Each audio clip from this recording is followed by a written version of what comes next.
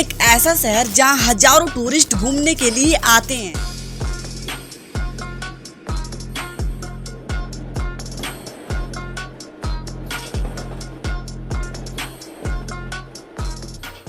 दिल्ली की new chief minister Rekha Gupta जो अभी 3 महीने पहले बनी हुई हैं। दिल्ली की मुख्यमंत्री रेखा गुप्ता ये भारतीय नारी है, ये अपना हुनर जानती है, जिस ओर से निकल जाएगी अपना रास्ता बना ही लेगी। लेकिन उस 3 महीने में अपना रंग दिखाने लगी, बुलडोजर के जरिए, विकास के जरिए। बुलडोजर वाला एक्शन जिसके खिलाफ लोगों में जमकर नाराजगी भी है। इस पर पूर्व चीफ मिनिस्टर दिल्ली के अरविंद केजरीवाल अपने ट्वीट में कहते हैं 3 महीने भी नहीं हुए और दिल्ली को डिस्ट्रॉय करना शुरू कर दिया। बच्चे बिलख रहे हैं, बच्चों के स्कूल जाना बंद हो गया, गर्मी के अंदर सड़क के ऊपर बिल्कुल निर्दयता से, बिल्कुल बेरहमी से इन्होंने आपकी जिंदगी बर्बाद कर दी। और उन्होंने यहाँ तक कि ये भी कहा अपने ट्वीट में, पिछले 10 साल से 24 घंटे बिजली नहीं कटी, आज दिल्ली में बिजली काटी जा रही। अच्छा कर रहे हैं, सही कर रहे हैं। देखो अगर नाले में लोग रहेंगे, झुग्गी रहेंगी।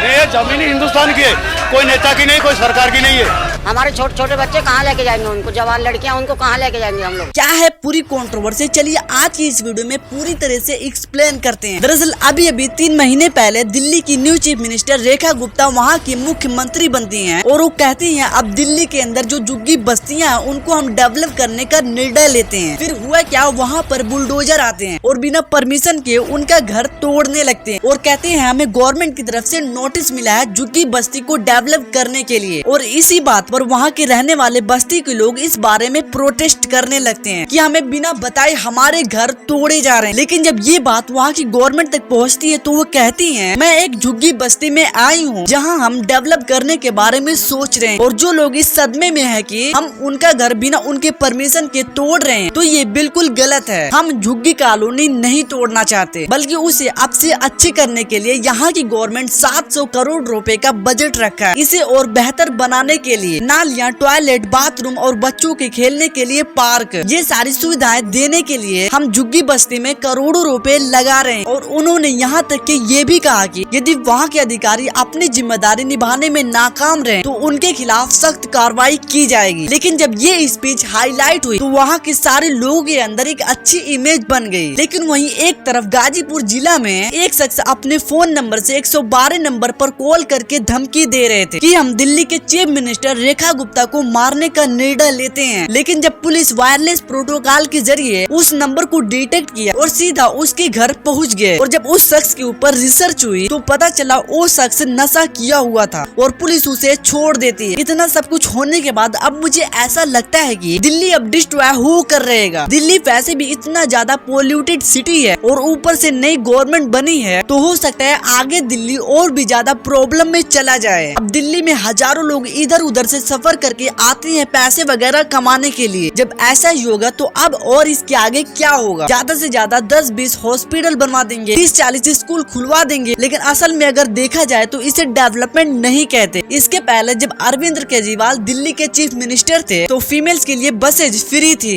लेकिन अब सुनाई दे रहा है अब किसी के लिए भी फ्री नहीं होगा, सबको एक समान रखा जाएगा। एक तरह से देखा जाए तो लोगों की नजर में अच्छा देखने के लिए ऐसा हुआ है। फंडामेंटल राइट, सबका मौलिक अधिकार एक समान होगा, ना कोई फीमेल्स ना कोई मेल्स। देखो आप दिल्ली के रहने वाले हो या ना हो, न्यूज में देखकर सोचते हो कि दिल्ली में सब कुछ ठीक है। आज गरीब आदमी डर के साये में जी रहा है। जिसने वोट दिया था उसका घर तोड़ दिया। ये सिर्फ घर तोड़ने की बात नहीं है, ये पूरी जनरेशन की तबाही। बाकी आप लोग कमेंट करके बताओ ये डेवलपमेंट है या डिक्टेटरशिप, अभी कमेंट करके बताओ। तो वीडियो को लाइक करने के साथ हमारे इस चैनल को एक सब्सक्राइब भी कर देना।